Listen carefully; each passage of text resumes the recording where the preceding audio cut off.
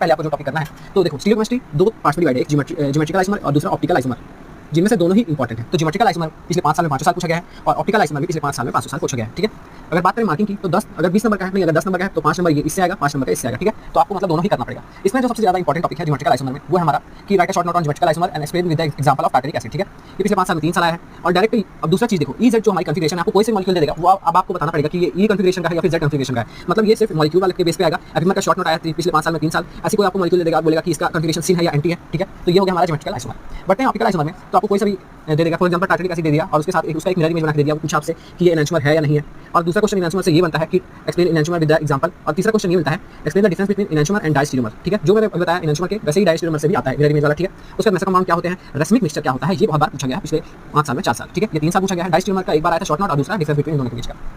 Similarly chirality क्या होता है, पिछले 5 साल में 2 साल पूछा गया है। ठीक है, स्पेसिफिक नोटेशन भी एक शॉर्ट नोट आया है उसका पिछले 5 साल में 2 साल। और डी और एल